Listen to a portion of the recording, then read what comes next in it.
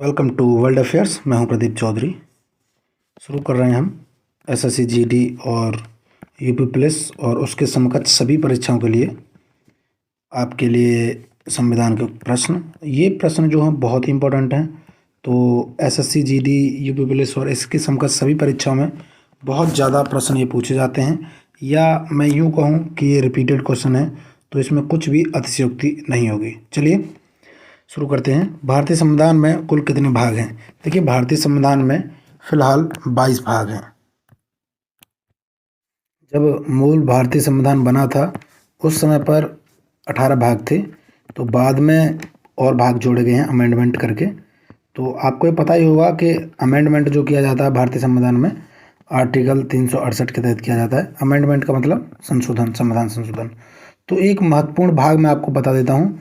एक संविधान का महत्वपूर्ण भाग है भाग 4 का, और इसमें आर्टिकल है आर्टिकल 51 का।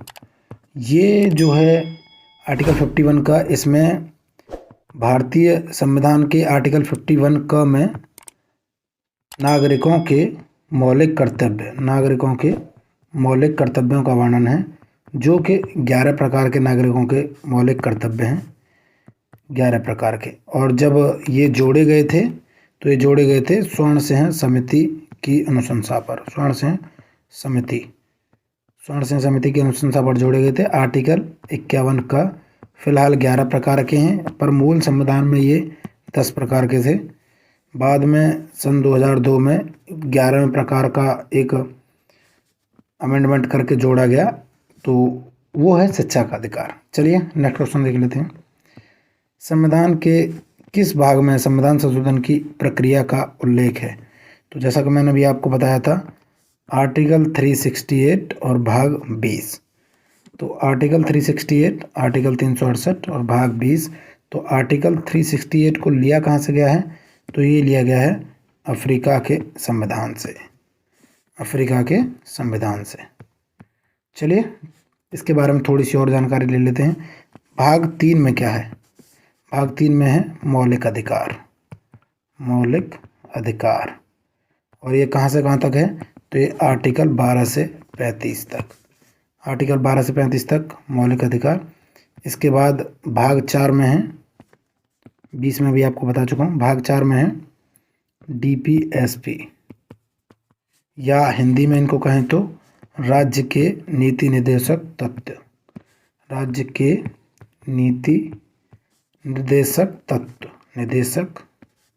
तत्व।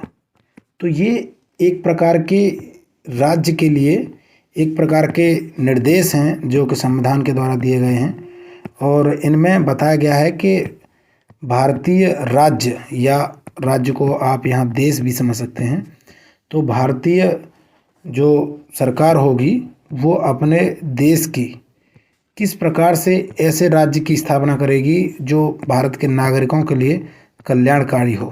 तो नागरिकों के कल्याणकारी राज्य के लिए DPSP दिए गए हैं। तो ये कितने तक हैं? तो ये हैं आर्टिकल 36 से 51 तक। इनको कहाँ से लिया गया है? राज्य के नीति निर्देशक तत्वों को इनको लिया गया है आयरलैंड के संविधान से। तो ये जो राज्य के नीति निर्देशक तत्व हैं, ये कल्याणकारी राज्य की स्थापना के लिए दिए गए हैं, लेकिन ये सुप्रीम कोर्ट या हाई कोर्ट, माननीय सर्वोच्च न्यायालय या माननीय उच्च न्यायालय में बाध्यकारी नहीं है। आप समझ लीजिए कि अगर मौलिक अधिकारों के आपका हनन होता है, तो आप अपने मौलिक अधिकारों के लिए, जो मौलिक अधिकार आपको आर्टिकल 12 से 35 तक दिए गए हैं, उनके लिए आप आर्टिकल 32 के तहत सुप्रीम कोर्ट और आर्टिकल 226 के तहत हाई कोर्ट जा सकते हैं, अगर आपको ज़रूरत लगे तो। लेकिन DPSP के लिए आप किसी भी कोर्ट में नहीं जा सकते हैं। मतलब राज्य के नीति निर्देशक तत्व ये राज्य के विवेक पर निर्भर करते हैं कि वो करेंगे कुछ आपके लिए या नहीं करेंगे, क्योंकि उन्हें अगले 5 साल में आपसे दोबारा मिलना है। तो कोशिश वो यही करेंगे कि कुछ काम करें, नहीं तो अगली बार आपको फिर बेवकूफ़ बनाया जाए। चलिए नेक्स्ट क्वेश्चन देख लेते हैं। संविधान के किस भाग में ग्राम पंचायतों की स्थापना की बात कही गई है? तो ये भाग 4 है। भाग 4 अभी मैंने आपको बताया था DPSP। तो DPSP में ग्राम पंचायतों के गठन की बात की गई है, तो डीपीएसपी में किस भाग में कही गई है, तो किस आर्टिकल में कही गई, तो डीपीएसपी में आर्टिकल 40 में बताया गया है भारतीय ग्राम पंचायतों की स्थापना होगी। आर्टिकल 45 में क्या है, आर्टिकल 45 में है शिक्षा का अधिकार। देखिए आर्टिकल 45 में है शिक्षा का अधिकार, और ये कैसी शिक्षा, निःशुल्क एवं अनिवार्य शिक्षा, निःशुल्क एवं अनिवार्य शिक्षा। तो ये जो शिक्षा का अधिकार है, ये शिक्षा जो है ऐसा विषय है कि जो अधिकार भी है, मौलिक कर्तव्य भी है, और राज्य के नीति निर्देशक तत्व भी है। तो देखिए 2 आर्टिकल मैंने बता दिए। आर्टिकल 45 में ये जो है राज्य का नीति निर्देशक तत्व है। आर्टिकल 51 का में ये मौलिक कर्तव्य है। अब आप मुझे बताइए कि ये मौलिक अधिकार किस आर्टिकल में है। चलिए नेक्स्ट क्वेश्चन देख लेते हैं। भारत के संविधान में अस्थायी संक्रमणकालीन और विशेष उपबंधों के प्रावधान किस भाग में है, तो ये भाग 21 में है। चलिए नेक्स्ट क्वेश्चन देख लेते हैं। भारतीय संविधान के किस भाग में पंचायती राज से संबंधित हैं। देखिए भारतीय संविधान के भाग 9 में पंचायती राज और भाग 9 क में भारतीय 9 क में नगर पालिका। आप ये समझ सकते हैं कि ग्राम पंचायत भाग 9 में और नगर पंचायत भाग 9 क में। चलिए नेक्स्ट क्वेश्चन देख लेते हैं। देखिए इस वीडियो को आप पूरी देखिएगा, अंत में मैं एक बहुत ही बेहतरीन इन्फॉर्मेशन आपको देने वाला हूं जो कि आपके लिए बहुत ही ज़्यादा बेनिफिशियल रहेगी। तो देख लेते हैं भारतीय संविधान के किस भाग में नगर पालिकाओं से संबंधित है। मैंने अभी बताया था भाग 9 क। भाग 4 क के बारे में बता चुका हूँ। भाग 22 के बारे और 14 के बारे में भी अभी बता दूंगा जैसे इससे संबंधित कोई क्वेश्चन आएगा। तो वर्तमान में भारतीय संविधान में कुल कितनी अनुसूचियां हैं। देखिए वर्तमान में भारतीय संविधान में 12 अनुसूचियां हैं, लेकिन जब संविधान बनाया गया था तो उस समय पर केवल 8 अनुसूचियां थीं। 9वीं अनुसूची को प्रथम संविधान संशोधन फर्स्ट अमेंडमेंट 1951 में जोड़ा गया था। ये भूमि अधिग्रहण से संबंधित है। अभी आने वाले क्वेश्चन में मैं आपको बताऊंगा कि भूमि अधिग्रहण क्या है और ऐसी क्या जरूरत पड़ गई कि 9वीं अनुसूची को तत्काल प्रभाव से, यानी कि तुरंत ही, जो कि अपना संविधान बन के तैयारी हुआ था उसके तुरंत बाद प्रथम संविधान संशोधन किया गया और 9वीं अनुसूची को जोड़ा गया। ये भी मैं आपको बता दूंगा। नेक्स्ट क्वेश्चन देख लेते हैं। संविधान सभा की प्रारूप समिति द्वारा प्रस्तुत प्रारूप संविधान में कितनी अनुसूचियाँ थी। अभी मैंने आपको बताया कितनी थी, 8। फिलहाल कितनी है, 12। चलिए नेक्स्ट क्वेश्चन देख लेते हैं। संविधान सभा द्वारा अंतिम रूप से पारित संविधान में अनुसूचियाँ कितनी हैं। तो आप जानते हैं कि अंतिम रूप से जो पारित संविधान रहा था उसमें अनुसूचियाँ 8 थीं। अब अमेंडमेंट करके 12 कर दी गई हैं, उसमें 8 ही थीं। मूल संविधान में कितनी अनुसूचियाँ थीं, मूल संविधान में 8 ही अनुसूचियाँ थीं। देखिए ये बार बार आपको बात इसलिए बताई जा रही है क्योंकि आप इसकी महत्वता को समझें। ये अलग अलग तरीके से कई बार पूछे गए हैं प्रश्न, तो इसीलिए इसकी महत्वता को समझने के लिए ऐसे आपको बताया जा रहा है। अच्छा मैं आपको एक बात बता देता हूँ, ये 9वीं अनुसूची 1951 में क्यों जोड़ी गई। देखिए 9वीं अनुसूची संबंधित है भूमि अधिग्रहण से। भूमि अधिग्रहण, अब भूमि अधिग्रहण क्या है इसके बारे में आपको बता देता हूँ। मान लीजिए यहाँ पर एक एयरपोर्ट बन रहा है और यहाँ पर बीच में आपकी ज़मीन है। ये सभी लोगों ने अपनी ज़मीन पहले बेच दी है, मतलब एयरपोर्ट के लिए पहले ही दे दी गई है। लेकिन अगर 1951 से पहले थे आप, मतलब जब तक 9वीं अनुसूची संविधान में नहीं जुड़ी थी, तो आप सरकार को मना कर सकते थे क्योंकि उस समय पर ये जो संपत्ति का अधिकार था मौलिक अधिकार था। लेकिन बाद में अमेंडमेंट करके संपत्ति के अधिकार को आर्टिकल 300 का, या आप 300A भी बोल सकते हैं, में जोड़कर कानूनी अधिकार बना दिया गया। तो इससे अब क्या हुआ कि अब फिलहाल में अगर सरकार को आपकी इस ज़मीन की ज़रूरत है तो सरकार इसका उचित मुआवजा देकर, जो सरकार को लगेगा, आपसे ज़मीन ज़बरदस्ती ले सकती है। आप इसके लिए विरोध नहीं कर सकते। पर 1951 से पहले आप इसके लिए विरोध कर सकते थे। इसी विरोध को देखते हुए, क्योंकि ये देश के विकास में बहुत ही ज़्यादा घातक सिद्ध हो रही थी। जैसे मान लीजिए ये एयरपोर्ट बन रहा था, आपकी थोड़ी सी ज़मीन थी, तो आपने या तो राजनीति से प्रेरित होकर, या आपने चाहा कि सभी ज़मीनें जब बिक जाएंगी तो मेरे के रेट अच्छे मिलेंगे, तो मैं अच्छे रेट में बेचूंगा, नहीं तो मैं नहीं बेचूंगा। तो अगर आपने बेचने से मना कर दिया तो ये तो पूरा एयरपोर्ट धरा का धरा रह जाएगा। इसी गंभीरता को देखते हुए 1951 में प्रथम अनुसूची को जोड़ा गया था। अब आप समझ सकते हैं कि ये भूमि अधिग्रहण बिल क्यों ज़रूरी है। अच्छा, इसके बारे में एक और बात बता देता हूँ। जब बात एयरपोर्ट्स की आई है तो एयरपोर्ट जो हैं दो प्रकार के होते हैं। एक होते हैं ग्रीनफील्ड एयरपोर्ट, और एक होते हैं ब्राउनफील्ड एयरपोर्ट।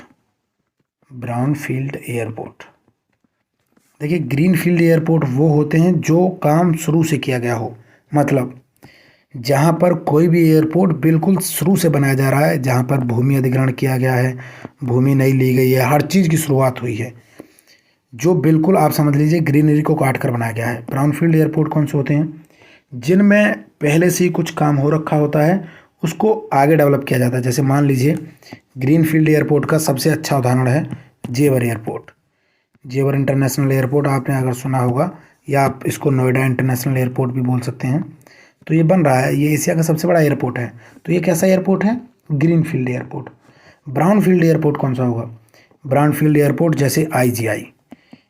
तो आईजीआई जानते हैं आप, दिल्ली में है, इंदिरा गांधी एयरपोर्ट। तो इंदिरा गांधी एयरपोर्ट को अगर मान लीजिए उसके 10 टर्मिनल हैं और उसको बढ़ाकर 15 टर्मिनल किए जाएं, तो ये कैसा एयरपोर्ट होगा? ये ब्राउनफील्ड होगा, क्योंकि उस पर पहले ही काम हो चुका है, अब उस काम को बढ़ाया जा रहा है। चलिए नेक्स्ट क्वेश्चन देख लेते हैं। अगर आपको मेरा एक्सप्लेनेशन सही लग रहा हो तो वीडियो को लाइक कर दीजिएगा और प्लीज़ चैनल को भी सब्सक्राइब कर लीजिएगा। अगर आपको लगता है, क्योंकि मैं ऐसे ही इन्फॉर्मेटिव वीडियो आपको देता रहूँगा और बहुत अच्छे से आपको समझाने की कोशिश करूँगा, क्योंकि मैं चाहता हूँ कि चीज़ें आप एक बार पढ़ लें, उसके बाद आपको ये चीज़ें ध्यान रखने की ज़रूरत ना पड़े, ये चीज़ें आपको खुद ही ध्यान हो जाएँ। वो खुद कैसे याद होंगी उसकी ट्रिक मैं आपको लास्ट में बताने वाला हूँ। चलिए, किस संविधान संशोधन अधिनियम द्वारा भारतीय संविधान में 9वीं अनुसूची जोड़ी गई? तो देखिए, मैंने आपको पूरी कहानी बता दी है, तो आप समझ ही गए होंगे। पहला संविधान संशोधन कब हुआ था? 1951। जिस प्रकार से ये सब चीज़ें मुझे याद हैं, वैसे ही आपको भी हो जाएंगी। मैं बता दूंगा आपको कैसे होनी है। चलिए नेक्स्ट क्वेश्चन देख लेते हैं। भारतीय संविधान के वृहद होने का कारण क्या है? देखिए, भारतीय संविधान का वृहद होने का कारण है, इसमें अनेक संविधानों के अनुभव समाविष्ट हैं। आपको पता ही होगा कि भारतीय संविधान को बनाने में 2 ईयर 11 मंथ एंड 18 डेज लगे थे। 2 साल 11 महीना और 18 दिन। तो ये इतना दिन क्यों लगे थे, इतना समय क्यों लगा था? क्योंकि भारतीय संविधान को बनाने के लिए भारत संविधान के निर्माणकर्ता जो थे, या संविधान सभा के जो सदस्य थे, वो विभिन्न देशों की यात्रा पर गए थे, और सभी देशों से यात्रा कर करके उन लोगों ने भारतीय संविधान के लिए जो जो चीज़ें अच्छी लगी थी उनको बोरो किया था। बाद में भारतीय संविधान को बनाया गया था। चलिए, एक बार मैं आपसे पूछ लेता हूँ, 5 ईयर प्लान, या आप समझ सकते हैं पंचवर्षीय योजना को कहाँ से लिया गया था? किस देश के संविधान से लिया गया था? कमेंट सेक्शन में बताइए। इससे पता चलेगा कि आपकी नॉलेज कुछ है कि नहीं है। चलिए नेक्स्ट क्वेश्चन देख लेते हैं। भारतीय संविधान का अभिभावक कौन है? भारतीय संविधान का अभिभावक है सर्वोच्च न्यायालय, माननीय सुप्रीम कोर्ट। तो माननीय सुप्रीम कोर्ट की स्थापना आर्टिकल 124, माननीय हाई कोर्ट की स्थापना आर्टिकल 214। आप ध्यान रखिएगा, माननीय सुप्रीम कोर्ट की स्थापना 125, हाई कोर्ट 214। इसी को आप, यही सेम डिजिट है, इसको बस आगे पीछे कर दिया गया है। चलिए नेक्स्ट क्वेश्चन देख लेते हैं। भारत में वयस्क मताधिकार की उम्र की सीमा क्या है? देखिए, भारत में वयस्क मताधिकार की उम्र की सीमा फिलहाल 18 वर्ष है, लेकिन सदा से 18 वर्ष नहीं थी, पहले 21 वर्ष हुआ करती थी। तो 61 अमेंडमेंट, 61th अमेंडमेंट यानी 61वें संविधान संशोधन 1989 में 61वें संविधान संशोधन में यह संशोधन किया गया कि वोट डालने की उम्र अब 21 से घटाकर 18 कर दी जाएगी। देखिए, ये जो भी चीज़ें मैं आपको पढ़ा रहा हूँ, वेरी वेरी इंपॉर्टेंट हैं, आप बहुत अच्छे से इनको याद रखिएगा। नेक्स्ट क्वेश्चन देख लेते हैं। भारतीय संघीय व्यवस्था की एक विशेषता क्या है? देखिए, भारतीय संघीय व्यवस्था की व्यवस्था है संविधान की सर्वोच्चता। जैसे आपको पता होगा यूएई में प्रिंस सब कुछ हैं, और जैसे रसिया में फ़िलहाल तो पुतिन ही सब कुछ हैं, और जैसे चाइना में सी जिनपिंग सब कुछ हैं, पर भारत में मोदी जी सब कुछ नहीं है। भारत में सब कुछ है संविधान। भारत एक ऐसा देश है, एक ऐसा लोकतंत्र है जहाँ पर सर्वोच्च संविधान है। जो भी होगा संविधान के दायरे में रहकर होगा, चाहे वो माननीय राष्ट्रपति जी हों, चाहे माननीय महामहिम माननीय प्रधानमंत्री जी हों, चाहे माननीय सुप्रीम कोर्ट हों, जो भी होगा, कोई भी पावरफुल नहीं है। पावरफुल है केवल संविधान। संविधान के हिसाब से संविधान से सब नीचे है। चलिए नेक्स्ट क्वेश्चन देख लेते हैं। भारत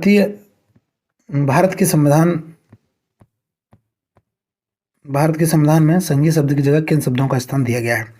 तो भारतीय जो संविधान है वो राज्यों का संघ है। राज्यों का संघ का मतलब है कि भारत के राज्य चाह कर भी भारत से कभी अलग नहीं हो सकते हैं। चाहे कोई राज्य कितना भी कर ले, पर वो भारत से अलग नहीं हो सकते हैं। भारत में कोई राज्य मिलाया तो जा सकता है। जैसे मान लीजिए नेपाल कल को चाहे कि हमें भारत में विलय होना है, तो वो मिलाए जा सकते हैं। लेकिन मान लीजिए महाराष्ट्र या कोई भी राज्य चाहे कि हम भारत से अलग हो जाएं, तो वो अलग नहीं हो सकते। लेकिन अमेरिका है संघीय राज्य। अमेरिका का कोई भी राज्य, मान लीजिए कैलिफोर्निया है या वाशिंगटन डीसी है या टेनेसी है या कोई भी राज्य, अगर अमेरिका से अलग होना चाहे तो वो अलग हो सकता है, क्योंकि अमेरिका जो है संघीय राज्य है और भारत राज्यों का संघ है। नेक्स्ट क्वेश्चन देख लेते हैं। भारतीय संविधान को किसके द्वारा बनाया गया? तो सबको पता है, भारतीय संविधान को संविधान सभा के द्वारा बनाया गया। प्रथम बैठक 9 जून 1946 को हुई थी। चलिए नेक्स्ट क्वेश्चन देख लेते हैं। तो संविधान सभा के लिए चुनाव कब संपन्न हुए? तो अभी मैंने बताया ना आपको 1946। तो मैं ये जून की जगह गलत बोल गया हूँ, जून नहीं, वो दिसंबर था।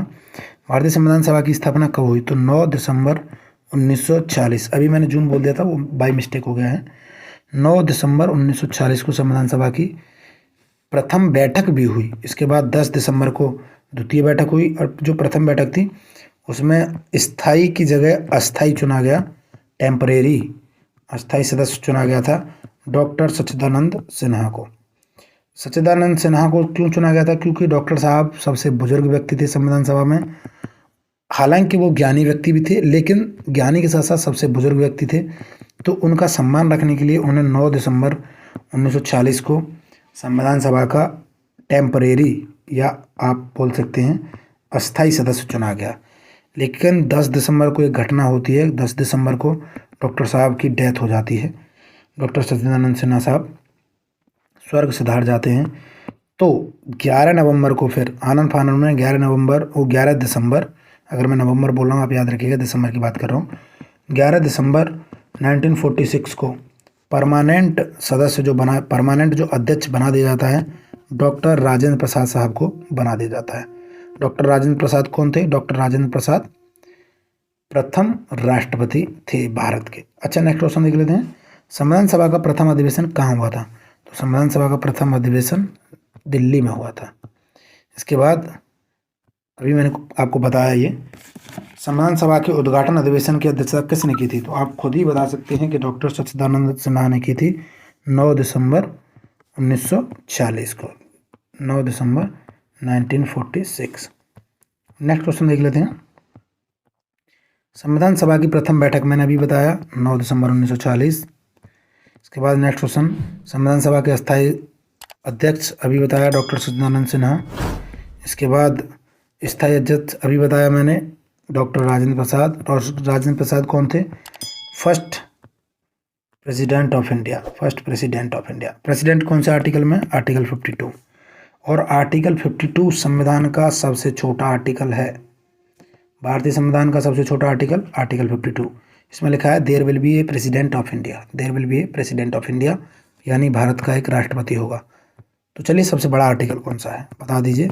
भारतीय संविधान का सबसे बड़ा आर्टिकल कौन सा है? नेक्स्ट क्वेश्चन देख लेते हैं। 11 दिसंबर 1940 को संविधान सभा का स्थायी अध्यक्ष तो अभी बताया डॉक्टर राजेंद्र प्रसाद साहब को बनाया गया था। इसके बाद प्रारूप समिति के अध्यक्ष, तो प्रारूप समिति के अध्यक्ष थे डॉक्टर BR अम्बेडकर। देखिए अभी जो मैं बताने वाला था, मैंने कहा था कि मैं आपको अंत में एक बात बताऊंगा, आपको सभी चीज़ें याद हो जाएंगी बशर्ते आप इनको अपने सबकॉन्शियस माइंड में पहुंचा दें। सबकॉन्शियस माइंड यानी अचेतन मन। आपने ना सुना हो तो मैं बता देता हूँ, इसको बोलते हैं अचेतन मन। तो अचेतन मन कौन सा होता है? वो मन का वो पार्ट जो सांस हमें कब लेनी है, अगर हमारा हाथ किसी गर्म चीज़ पर रखा है तो हाथ कैसे हटाना है, या कौन सा काम कब करना है, हमें भूख कब लगनी है, हमें खाना कब है और कब तक खाते रहना है, ये सब चीज़ें जो बताता है हमें अचेतन मन बताता है। अचेतन मन में जो चीज़ें फिट एक बार कर दी जाती हैं वो ताउम्र अचेतन मन में फिट रहती हैं। उसमें कोई भी चेंजेस अगर आदमी करना चाहे तभी कर सकता है, बहुत आसानी से उसमें चेंजेस नहीं होते हैं। पर एक बार अचेतन मन जो उतना पावरफुल होता है कि एक बार उसको जो भी कमांड दे दी गई, समझो वो काम हो गया। जिस दिन आपने अपने अचेतन मन में ये बिठा दिया कि मेरा सिलेक्शन हो गया, समझिए आपका सिलेक्शन हो गया। अचेतन मन की शक्ति के बारे में अगर ज़्यादा पढ़ना चाहते हैं तो एक बुक आती है the power of subconscious mind, the power of subconscious mind, आप इसको पढ़ सकते हैं हिंदी में, अचेतन मन की शक्ति। तो आज के लिए इतना ही, बने रहिए हमारे साथ, देखते रहिए world affairs. Thanks for watching, God bless you all, जय हिंद जय भारत।